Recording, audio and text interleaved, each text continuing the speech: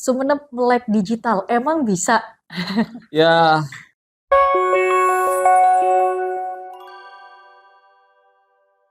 Assalamualaikum warahmatullahi wabarakatuh. Halo, Sobat PWI Sumenep. Selamat datang kembali di channel PWI Sumenep dan pastinya masih di program PWI Talk bersama saya Wildan. Kali ini kita akan membahas sebuah topik yang perlu untuk diketahui oleh masyarakat secara luas. Untuk itu kita juga menghadirkan narasumber yang kompeten di bidangnya. Halo Bapak Ferdian. Assalamualaikum warahmatullahi wabarakatuh, Mbak Wildan. Waalaikumsalam. Iya, apa kabar Bapak? Alhamdulillah sehat. Sekarang banyak kesibukan untuk Diskominfo sendiri, Bapak? Ya, kalau kesibukan sih selalu ada yang Mhm. jelas, tetapi itu adalah tugas dari kami, di mana memang tugas kami bagian dari bagaimana memberikan informasi-informasi terkini, Mhm. informasi-informasi terkait apa saja di Kabupaten Sumeneb, itu adalah tugas Kominfo. Dan informasi itu setiap saat, kalau ditanyakan tugas ya setiap saat pasti ada Luar tugas biasa seperti itu. ya. Oke, Sobat PWI, Pak Ferdian merupakan Kepala Dinas Kominfo Ya, Kabupaten Sumeneb ya, Pak Ferdian. Dan betul. kali ini kita akan membahas suatu topik penting, yaitu terkait literasi digital nih Bapak. Mm. Tapi sebelum lebih jauh, mungkin masih ada beberapa masyarakat yang belum mengetahui atau bahkan belum paham apa sih sebenarnya literasi digital itu sendiri. Ya, jadi kita ketika berbicara digital, saat ini ketika digital pasti orang sudah mengarah kepada suatu perangkat elektronik yang Mhm. banyak digunakan oleh masyarakat saat ini. Mhm. Padahal dulu digital itu arti harafiahnya itu tidak seperti itu. Mhm. Jadi kalau Mbak Wildan mungkin di perempatan kota ada traffic light, di situ pasti ada angka countdown, Oke. di mana angka 8. Nah, itulah digital dulu awalnya muncul. Tapi seiring perkembangan waktu, teknologi yang ada, sampailah kepada terakhir di mana saat ini orang sudah dapat menikmati alat elektronik, alat pintar Mhm. dengan nama smartphone, karena udah semuanya bisa ngapain dari smartphone itu. Mhm. Jangankan mau kita berbicara atau berkomunikasi, kan awalnya telepon itu hanya untuk berkomunikasi saja, Betul. tetapi sekarang udah ditingkatkan menjadi komunikasi visual, bahkan ditambah fitur-fitur kita bisa ada m-banking di Mhm. sana, Mhm. kemudian bisa ngapain di sana. Jadi one stop service lah ketika menggunakan alat itu, smartphone itu, Salah Mbak. satunya yang paling sering digunakan khususnya untuk cewek-cewek ini Pak, Mhm. belanja online ya. Iya, apalagi itu. Jadi cukup banyak lah. Jadi sekarang dengan semakin teknologi semakin tinggi, tentu juga ada hal yang terdampak. Mhm. Misalnya contoh, toko-toko sudah mulai sepi nih, Mhm. karena sudah Mhm. orang Mhm. pada online semua. Kemudian yang lain-lainnya, m-banking misalnya, kita sudah bisa transfer lewat membayar apa saja dengan e-money yang ada di handphone juga, termasuk kita mau beli apa, diantar langsung, Mhm. kita mau kemana, ada alat transportasi online. Ini semua adalah dampak-dampak dari perkembangan teknologi digital. Oke.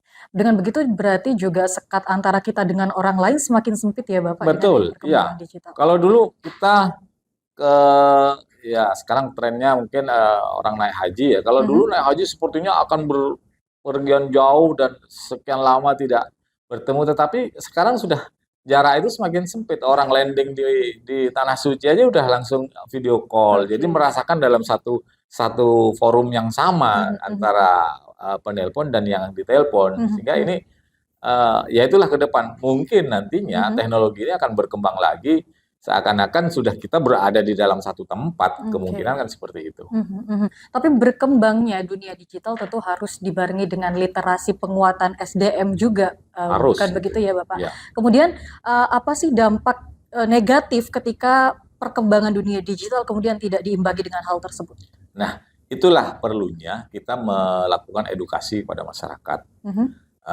Edukasi kepada masyarakat terkait bagaimana menggunakan peralatan-peralatan canggih ini, itulah literasi digital yang perlu kita sampaikan ke masyarakat sejak dini. Mhm. Jadi misalnya bagaimana menggunakan alat smartphone tadi, sekarang kan orang bisa beli, Mhm. punya uang bisa beli, tetapi untuk bagaimana menggunakan itu dengan baik dan benar kan nggak bisa dibeli. Maka itu harus dilakukan suatu edukasi kepada masyarakat, dilakukan suatu pencerahan kepada masyarakat, termasuk bahwa dengan menggunakan itu ada aturan-aturan, ada ketentuan-ketentuan yang mengatur, misalnya Undang-Undang ITE. Mhm, mhm. Orang kan nggak tahu kadang menggunakan smartphone di rumah tengah malam sendirian, rumahnya di ujung gunung misalnya, merasa sendirian, tetapi nggak merasa ketika berada di dunia digital seperti itu, di media sosial, berada di area publik, Mhm. maka dia menghujat, membuli, dan ujaran-ujaran kebencian dilakukan di sana, maka itu adalah masuk pada ranah pidana. Padahal Oke. seakan-akan dia sendiri di Heeh, rumah, heeh. seperti itu, Mbak Wildan. Berarti aktivitas yang kita lakukan di dunia digital juga akan membawa konsekuensi ya Bapak di Betul, kehidupan nyata? karena ya apa ya, ini yang paling penting. Mhm, Segala sesuatu yang dilakukan dengan peralatan elektronik tersebut, mhm. baik itu handphone maupun laptop dan lain sebagainya, itu semuanya akan berjejak. Mmm, Jadi ini yang perlu diwaspadai oleh masyarakat. Jangan dikira ketika mungkin posting sesuatu kemudian dihapus, maka mmm, akan hilang semuanya. oke. Tetapi jejaknya tetap ada di alat itu. Wah, luar biasa. Itu juga nanti akan kita bahas Sobat PWI terkait keamanan data digital kita. Nah, tapi sebelum ke situ, ada hal yang sangat krusial yang mungkin ingin Wildan tanyakan. Sumenep melek digital dan menghindari mungkin dampak-dampak negatifnya, apakah bisa? Emang bisa? Tapi Ya, sebelum ke situ, Bapak mungkin apa sih hal terpenting yang perlu kita perhatikan saat kita bersinggungan dengan perkembangan dunia digital? yang paling penting ketika menggunakan alat-alat bersinggungan dengan dunia digital itu, yang paling penting itu adalah kita harus paham. Mhm, Paham alat apa yang kita gunakan. Kemudian alat itu akan digunakan untuk apa. Memang alat ini bisa menjerumuskan kita, bisa membuat kita apa, enjoy, mhm, bahkan bisa membuat alat ini bisa membuat kita mendapatkan suatu pendapatan, bisa oke. banyak sudah hal-hal yang begini. Jadi kita tergantung kita mau apa dengan alat ini, Mhm, seperti itu. Jadi ibarat pisau, pisau itu mau digunakan apa. Jadi ini mungkin bahkan alat ini memang tidak tajam, tetapi dampaknya mungkin lebih dahsyat dari pisau sekalipun gitu, Mbak. oke. Jadi kita harus paham dulu bagaimana alat ini akan kita gunakan, seperti itu. Oke. Oke, pertanyaan terbesar tadi Bapak, Sumenep melek digital, emang bisa?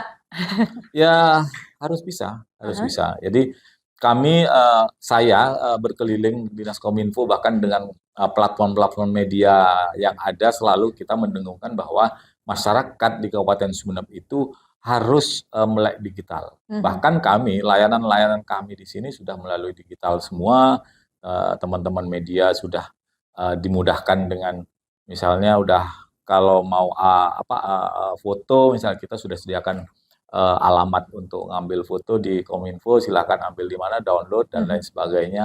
Kemudian yang tak kalah penting, layanan-layanan masyarakat pun juga sudah melalui digital. oke, Misalnya dengan mall pelayanan publik, nanti kita akan kembangkan menjadi tidak secara fisik, tetapi mall pelayanan publik online, arahnya nanti ke sana. Kemudian sistem-sistem pemerintahan dengan online itu mhm, sudah kita mulai lakukan, termasuk Dinas Kominfo saat ini eh, ada call center 112, mhm, layanan kemasyarakatan, kegawat daruratan, di mana orang ketika ada kegawat daruratan langsung telepon 112, kapanpun 24 jam kita akan layani, dan saat itu juga akan kita respon terkait mhm, laporan itu. Termasuk fitur tambahan yang terbaru, Pak mhm, Wildan. Kita ada fitur tambahan namanya Sikapal, Sistem Informasi Keamanan Pelayaran. oke, Nah, dan alhamdulillah bulan kemarin eh, aplikasi ini mhm, ditetapkan top 99 inovasi pelayanan publik dari Kementerian Pan-RB. mhm, mhm. Mudah-mudahan kita minta doanya masyarakat Kabupaten Sumeneb, insyaallah bulan ini akan dilakukan evaluasi untuk perankingan, kita akan paparan di depan Kementerian Pan-RB. Luar biasa sekali. Oh, Pak, tapi sebelum itu untuk, membuat masyarakat melek dan cakap digital ini, mungkin kita juga bisa melihat bahwa informasi yang kami dapatkan dari Dinas Pendidikan Kabupaten Sumeneb, untuk minat baca masyarakat sendiri juga masih belum terlalu tinggi atau bisa dibilang kurang. Ini seperti apa nanti ke depannya upaya dari Kalau dari data minat baca, mhm, saat ini masyarakat itu cukup tinggi. Bahkan mhm. grafiknya cenderung untuk tinggi. Sekarang masalahnya bukan minat bacanya, tetapi mereka itu membaca apa? Ah, Iya. Jadi mereka itu membaca apa? Sekarang ini membaca ada dua. Membaca secara harafiah, membaca tulisan, sekarang itu ada yang membaca secara audio dan visual. Oke. Jadi kadang kita, mohon maaf, mungkin ada media sosial yang audio visual, dia kadang melihat, tetapi sesungguhnya dia membaca akan hal-hal yang didengarkan, kan seperti itu. Maka ini yang menjadi pertimbangan sekarang membaca apa. Kalau orang minat bacanya mau diarahkan ke buku misalnya, minat bacanya diarahkan kepada sesuatu hal yang positif, kami pun dari pemerintah Kabupaten Sumeneb, khususnya di Dinas Perpustakaan, ada namanya perpustakaan digital. Tinggal download di Play Store dengan iSumeneb, itu sudah ada sekarang 7.300 buku di dalam perpustakaan digital tersebut. Jadi masyarakat sudah bisa memanfaatkan, bisa baca dari mana saja, di mana saja. Kalau dulu harus ke perpustakaan kan ada jam layanannya. Sekarang dengan iSumeneb, dengan perpustakaan digital, sudah 24 jam bisa baca buku, nggak perlu datang ke perpustakaan, di rumah pun juga sudah bisa, nggak perlu datang pinjam buku, nggak perlu udah baca kapan saja. Nah ini salah satu layanan kami untuk bagaimana dalam tanda kutip memelekkan masyarakat dengan digital. Luar biasa, dan harapannya juga minat baca juga turut meningkat lagi. Betul, ya. Hal itu. Oke, luar biasa. Tapi Pak Ferdian, kalau kita berbicara tentang literasi digital, pastinya tidak akan luput dari keamanan data. Ya. Tadi juga sempat kita singgung. Sebenarnya dalam hal ini, itu apa saja sih yang perlu untuk kita lindungi dalam dunia digital? Betul. Jadi semua peralatan itu yang terhubung dengan internet, pasti ada ruang, ada peluang untuk adanya suatu orang lain yang tidak berhak masuk ke dalam wilayah privasi di alat itu. Sekarang ketika menggunakan gawai atau smartphone, itu pasti ketika dalam aplikasi-aplikasi tertentu tentu akan menggunakan akun-akun dari akun pribadi. Misalnya ada alamat email atau akun-akun yang lain, itu pasti ditanyakan dan itu sebagai alamat kita. Dan di dalam akun itu pasti ada data-data tentang pribadi. Apalagi sekarang mungkin yang orang-orang sudah menggunakan M-Banking, pasti kan ada di situ ada kapital, ada kapital yang dibentengi oleh pagar yang namanya kadang user ID, password, dan lain sebagainya. Itu adalah benteng terakhir dari seseorang pengguna itu untuk menjaga akun dirinya. Oleh sebab itu kami menghimbau kepada masyarakat jangan sembarang menyampaikan akun atau menyampaikan, bahkan ketika diminta password kadang kan kita nggak merasa tuliskan ini kita masukkan, ternyata itu adalah celah untuk bagaimana orang lain masuk ke dalam akun pribadi kita. Dan di situ ada data-data. Ketika sudah data-data kita ini masuk ke orang lain, maka apa yang dilakukan di handphone itu pasti akan terlacak juga di handphone orang lain. Ini kan bahaya seperti itu. Nah, kemudian berarti seberapa penting kita untuk menjaga keamanan itu khususnya bagi para pejabat publik nih yang mungkin ada data-data dari masyarakat dikhawatirkan bocor nantinya? Ya, kalau dari data-data masyarakat di wilayah kami, kami dalam memberikan pelayanan masyarakat terkait data-data masyarakat, bukan data pribadi ya, tapi data-data lainnya yang ada di kami cukup settle karena di Dinas Kominfo ini, kami sudah bekerja sama dengan Badan Siber dan Sandi Negara, jadi BSSN Jakarta, dan kita sudah dibentuk tim CISET namanya untuk keamanan komputer, keamanan data, keamanan jaringan di Kabupaten Sumeneb. Tentu kita minimalkan berjaga-jaga dari ancaman-ancaman cyber, ancaman-ancaman cyber criminal.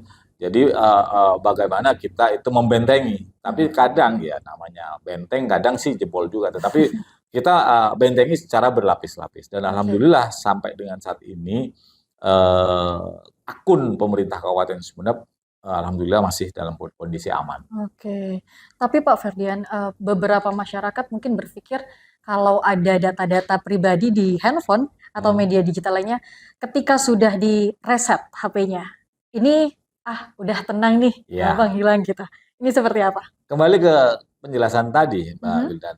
Jadi seakan-akan di-reset, seakan-akan hilang. Padahal itu adalah masih berjejak di situ. Terus terang kalau saya pribadi nggak pernah saya itu ganti handphone kemudian saya jual lagi.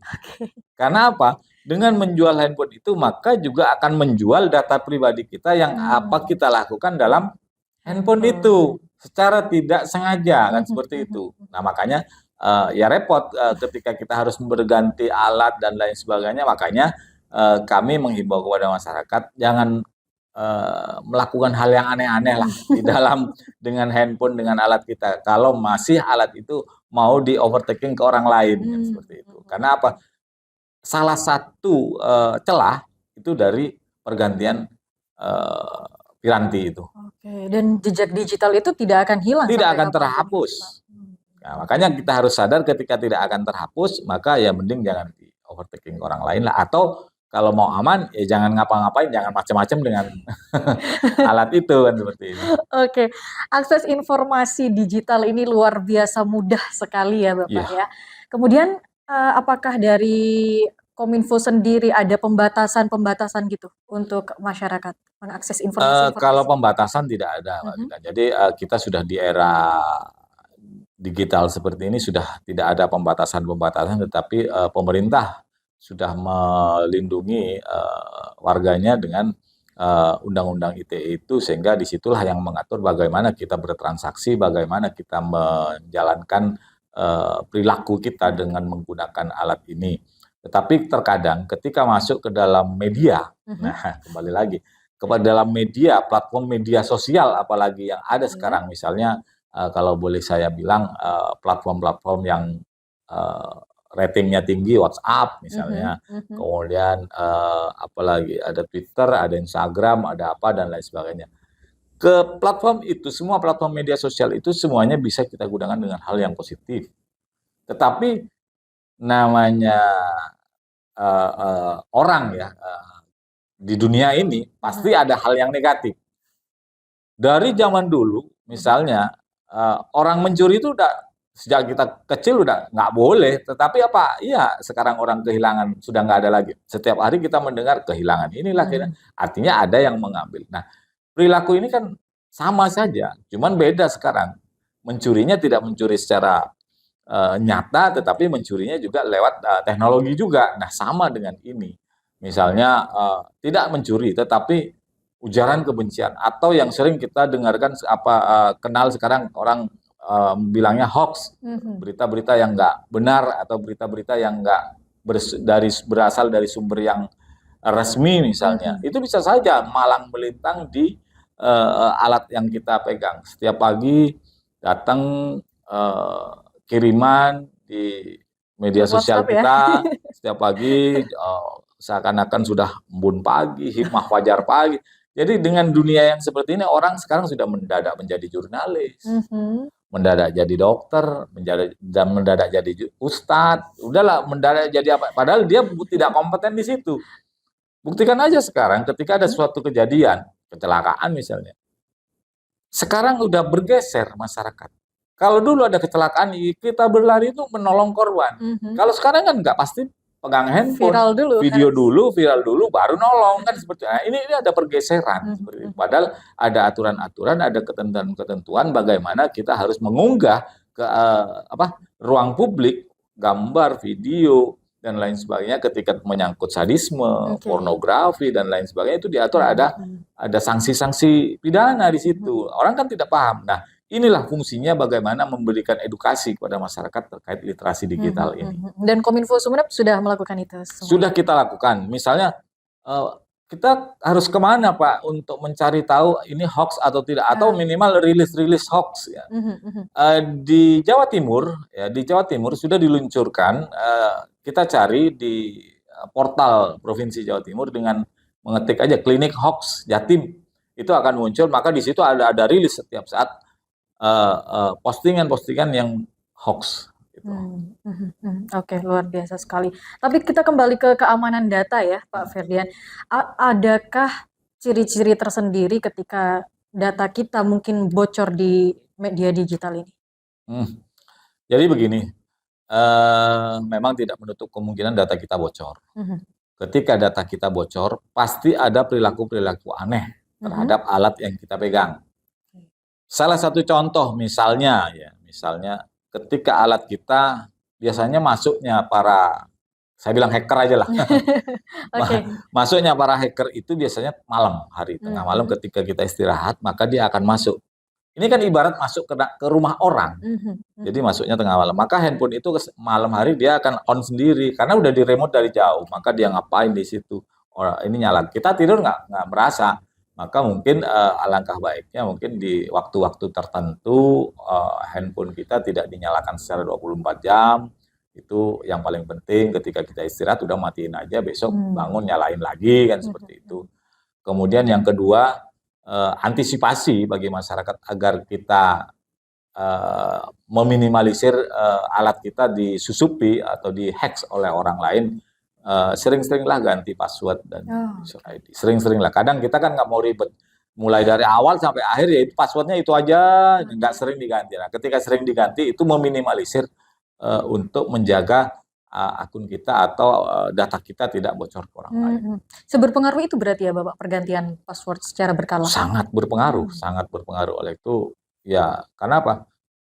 Harus diganti harus diganti harus diganti. Makanya sekarang untuk membuat password, malah dari layanan itu sendiri sudah akan mempersulit, Mhm. bikin password. Kalau dulu password huruf semua mungkin masih diterima, Oke. sekarang ada lambang, ada angka besar, ada kapital, ada huruf kecil, ada angka. Itu untuk membuat konfigurasi yang sangat sulit, seperti itu. Dan meminimalisir terjadinya kebocoran Betul, data ya. tersebut, oke. Tapi Pak Ferdian, saya jadi penasaran, sebenarnya sebahaya apa dampak dari bocornya data tersebut, terutama bagi para pekerja publik nih?